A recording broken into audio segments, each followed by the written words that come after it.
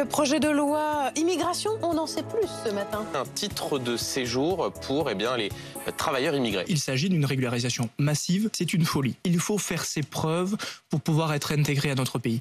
Le titre de séjour probatoire... Et travailler, c'est faire ses preuves, non? Mais pas seulement. Priorité au direct, Olivier Véran. Vraiment, l'idée, le concept, c'est très pragmatique, c'est de mettre en corrélation des gens qui recherchent un emploi et qui ont des compétences avec les emplois disponibles et à pourvoir. Un clandestin, ça a vocation à être expulsé. Alors on nous dit il y a 360 000 emplois non pourvus, il y a 5 millions de chômeurs en France. 61% des salariés qui travaillent comme aide à domicile, employés de maison, dans le bâtiment. Oni espère assécher le Rassemblement national, mais à la fin, ils finissent par servir leur logique, leur argumentation. Qui c'est qui est très gentil?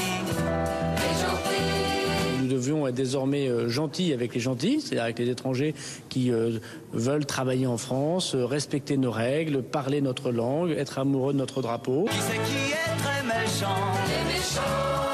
Et être méchant avec les méchants, c'est-à-dire que nous devons ne pas accepter que quelqu'un qui ne veut pas s'intégrer, qui ne respecte pas nos règles, qui commet des actes de délinquance, ne doit pas rester sur le sol national.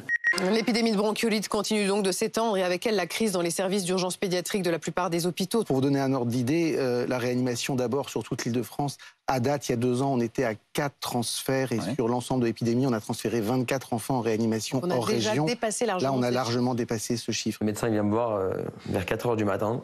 Il vient, il me dit le petit, il doit partir d'ici. Je lui dis va où? Il me dit qu'il va directement à Lille. Ce cas est loin d'être le seul. D'après le ministère de la Santé, 31 enfants ont été transférés en réanimation pédiatrique d'Île-de-France vers d'autres régions depuis le début de l'épidémie. Information publiée par le New York Times, des généraux russes auraient discuté très récemment de l'utilisation d'armes nucléaires tactiques. Ces sources de renseignement auraient connu ces conversations à la mi-octobre.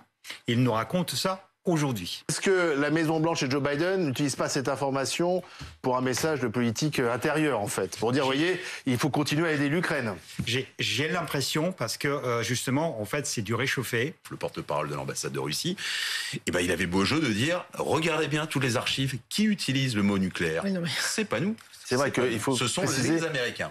La haute couture, version Heidi Klum pour Halloween. Elle s'est carrément donné les moyens, vous le voyez, voilà, ouais, c'est ça, c'est ça. Elle s'est déguisée sur ce tapis bleu en ver de terre. Vous pourrez dire que vous avez vu sur BFM TV un morceau d'interview de ver de terre. Ça nous a pris toute la journée pour peindre tout ça.